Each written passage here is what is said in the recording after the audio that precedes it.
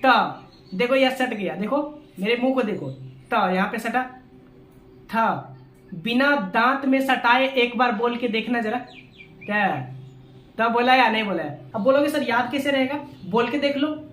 पो, देखो ये गोल हुआ, फो गोल हुआ, इसका मतलब बिना इसको गोल किए पो निकलेगा ही नहीं आपके मुंह से। तो उच्चारण कहां से हुआ, किसकी सहायता से, ढ ड, यानी कि जीभ हमारा ऊपर की ओर सट के तुरंत झटके के साथ नीचे गिरता है। ड तुरंत ऊपर सटेगा नीचे गिरेगा। करके देखो ना, ऐसे नहीं आएगा समझ में, करके देखो। तो नमस्कार दोस्तों, बहुत बहुत स्वागत है। हिंदी की ये दूसरी वीडियो होगी जो कि आपके DSSB या तो फिर यूपी टेट एग्जाम के लिए काफी ज्यादा इंपॉर्टेंट है। बिल्कुल अच्छे से समझते हुए हर चीज को फनी तरीके से हम लोग क्या करेंगे, तैयार करेंगे। आइए वीडियो को शुरू करते हैं। देखिए पिछली वीडियो जो हमने की थी वो था स्वर का, और आज हम लोग करने जा रहे हैं व्यंजन। ठीक है, देखिए व्यंजन वर्ण की संख्या कितनी होती है, 41। बताओ कितनी होती है व्यंजन वर्ण की संख्या, 41 यानी 41।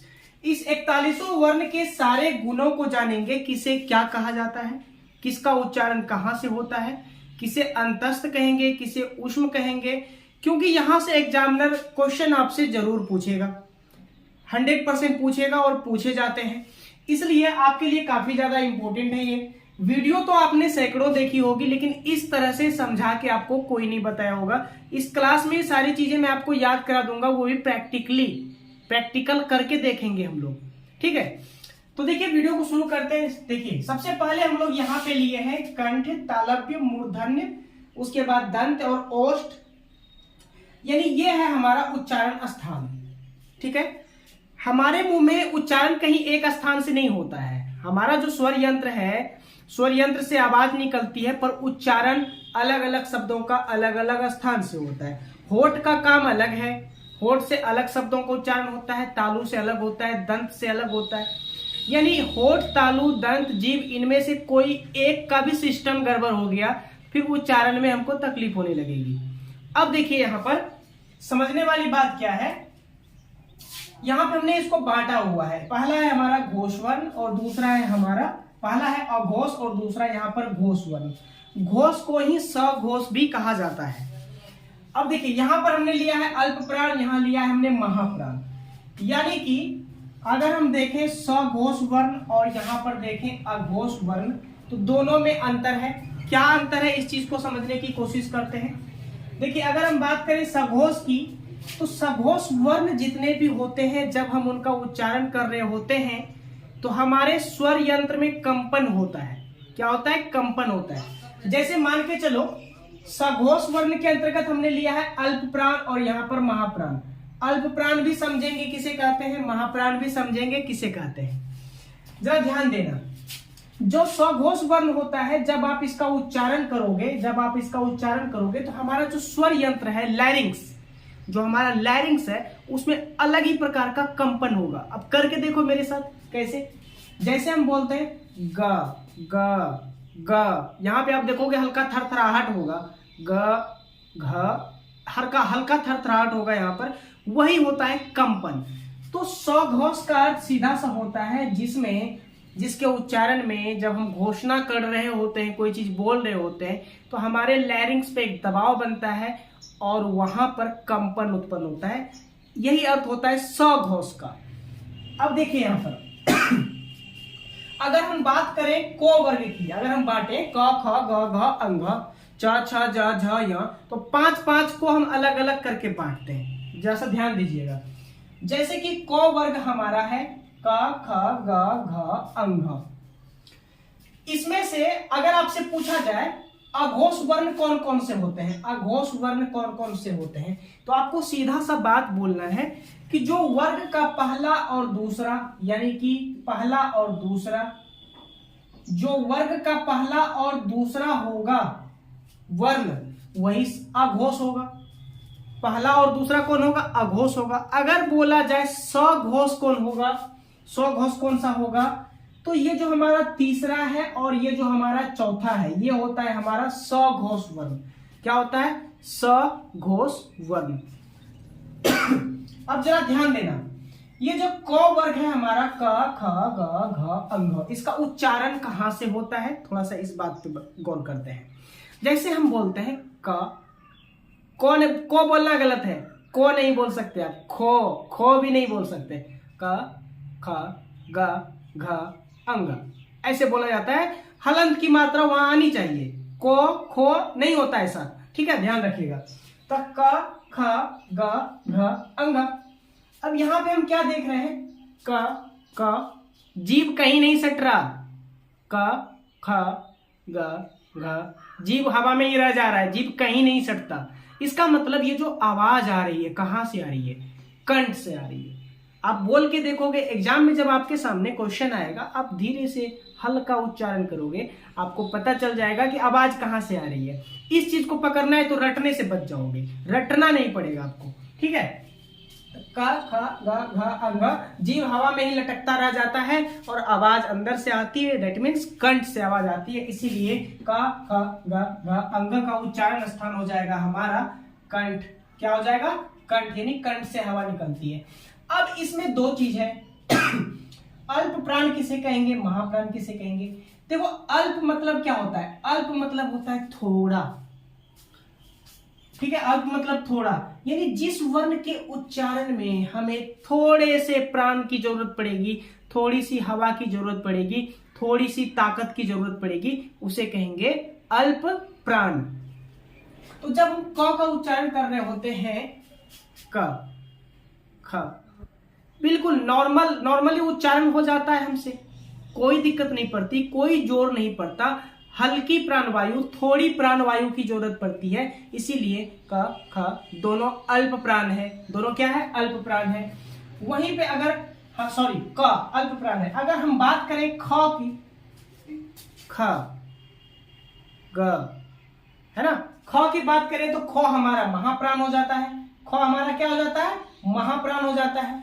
क, ख में ज्यादा उच्चारण पड़ रहा है, ज्यादा ताकत देना पड़ रहा है, इसलिए ख महाप्राण हो जाता है। अगर हम वहीं पे ग की बात करें, ग एकदम हल्के से बोला गया, अल्प प्राण। अगर हम बात करें घ की, घ थोड़ा ज्यादा देना पड़ता है, इसलिए ये हो गया महाप्राण। और ये जो अंग होता है हमारा अनुनासिक। अनुनासिक का क्या अर्थ हुआ, जब हम अंग बोलो, अंग नाक पे दबाव पड़ता है, कहां पड़ता है, नाक पर दबाव पड़ता है, इसलिए इसका नाम पड़ जाता है अनु।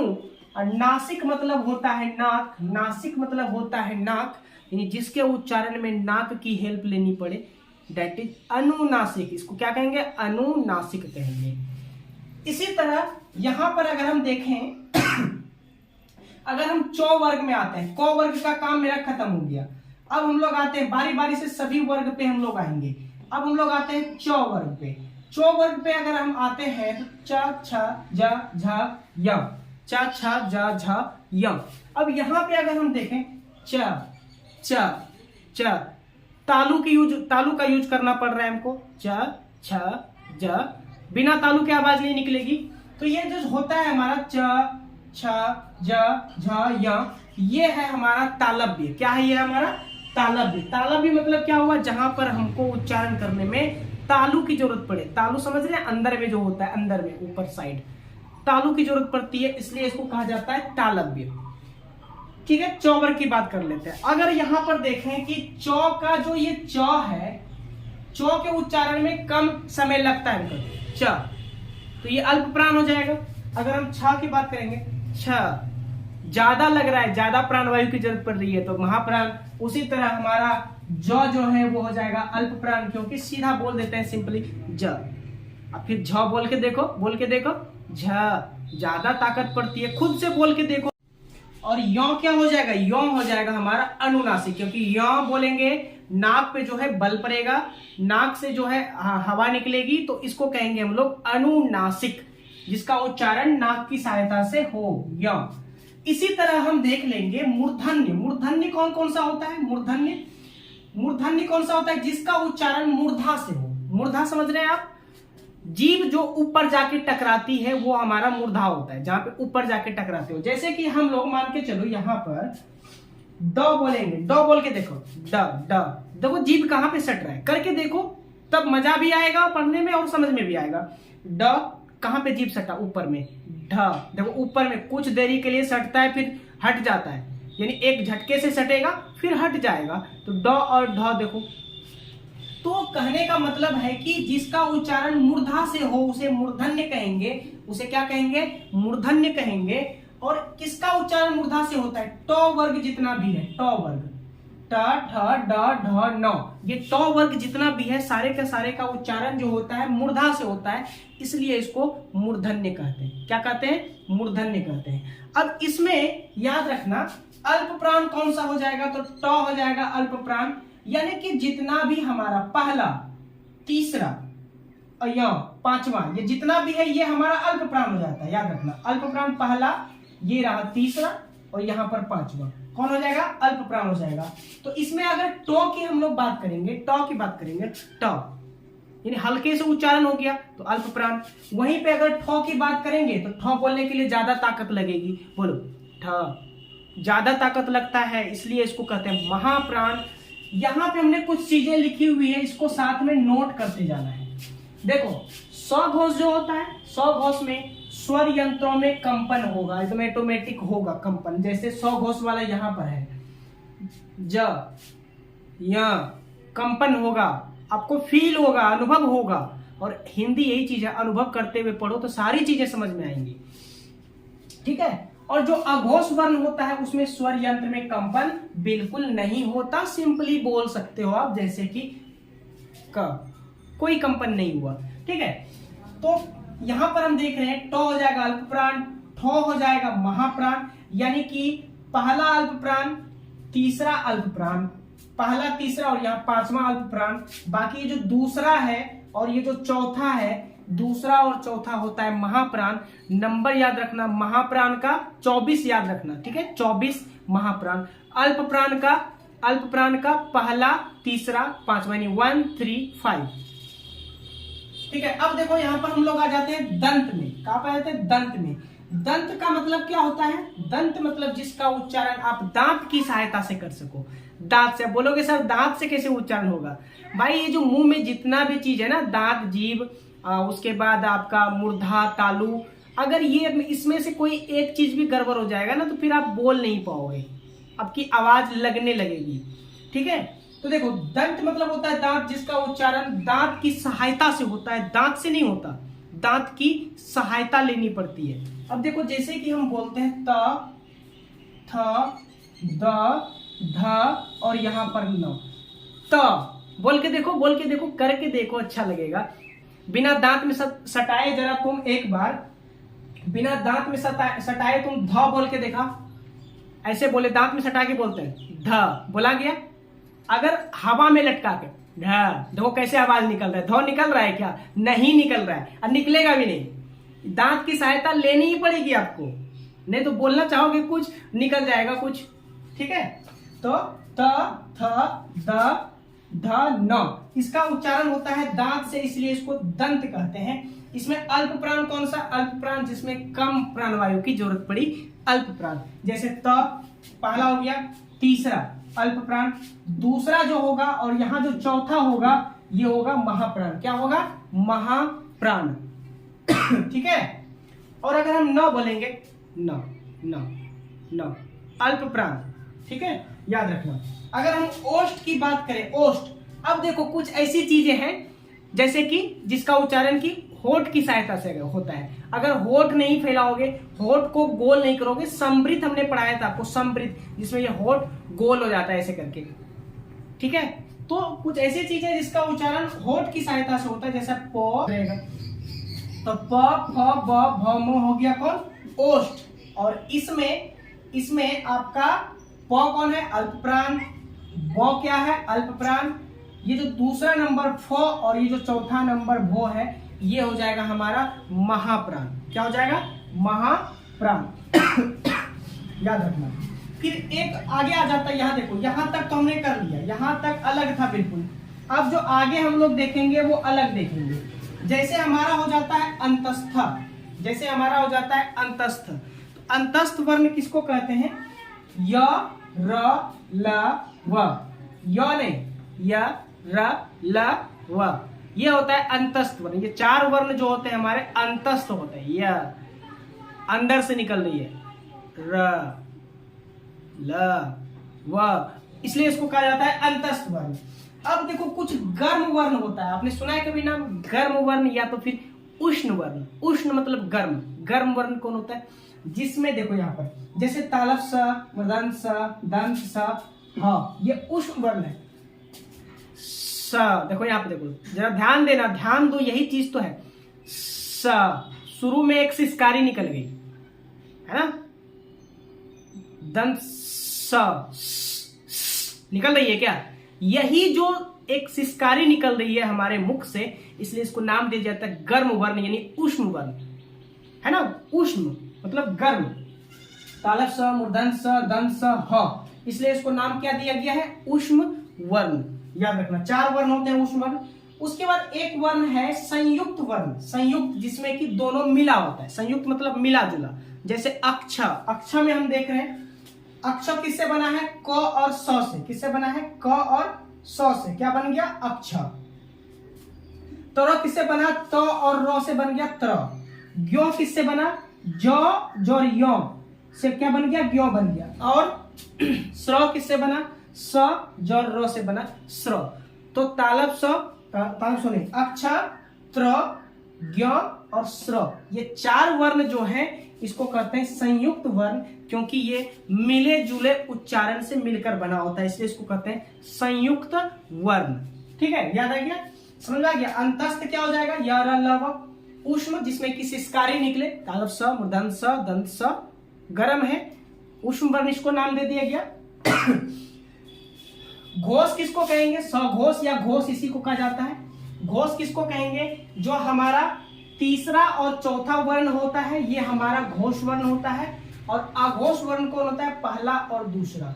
जो हमारा घोष वर्ण होता है, जो हमारा घोष वर्ण होता है उसमें स्वर यंत्र में हमारे लैरिंक्स में कंपन उत्पन्न होगा। जो अघोष वर्ण होगा उसमें हमारे लैरिंक्स में कंपन उत्पन्न नहीं होगा।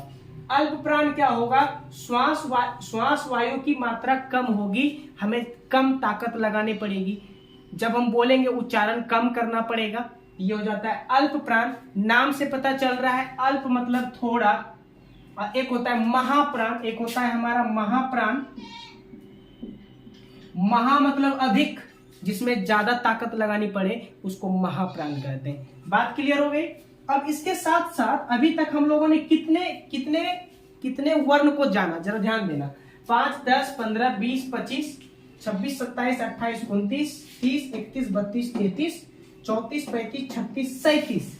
हमको पढ़ना है टोटल 41 वर्ण। 4 वर्ण और बच गए। 4 वर्ण कौन कौन से, जरा ध्यान देना। देखो यहाँ पर जो य और वो है, कुछ अतिरिक्त बातें भी आपको याद रखनी है। कौन कौन सा? य और वो जो होता है, ये होता है अर्ध स्वर। अर्ध स्वर यानी इसको पूरा स्वर नहीं बोल सकते, आधा स्वर वर्ण बोलते हैं। य और वो को अर्ध स्वर इसको बोला जाता है। एक काफी ज्यादा इंपॉर्टेंट, जो कई बार न जाने कितनी बार एग्जाम में पूछा गया है, जरा ध्यान देना।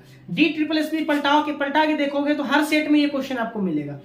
जैसे उत्क्षिप्त जो होता है, उत्क्षिप्त वर्ण किसको कहते हैं? उत्क्षिप्त मतलब थोड़ी देर के लिए उठना फिर गिर जाना, यही होता है उत्क्षिप्त। अब ये क्या है? जैसे कि हम लेते हैं ड और ढ को, ड करके देखो, फिर ढ ढ, देखो जीभ ऊपर सट के नीचे गिरेगा, करके देखो मजा आएगा। तो ड और ढ दोनों क्या हो गया? उत्क्षिप्त, क्योंकि जीभ ऊपर सट के झटके के साथ नीचे गिरता है, इसीलिए इसका नाम पड़ गया उत्क्षिप्त। उत्क्षिप्त, समझ में आ गई बात? चलो अब एक इसमें आता है ज और फ, जिसमें यह बिंदा लगता है, ज और यहाँ पे फ। इसको हम लोग गृहित के नाम से जानते हैं। क्या कहते हैं इसको? गृहित। इसको आपको अलग से याद रखना है, इसको क्या कहते हैं? गृहित वर्ण। ये जो है वर्ण है। रो को लुंठित कहा जाता है। रो को क्या कहा जाता है? लुंठित। और ल जो होता है, ल में हलंत, इसको कहा जाता है पार्श्विक वर्ण। इसको क्या कहा जाता है? पार्श्विक वर्ण। ल क्या कहा जाता है इसको? पार्श्विक वर्ण।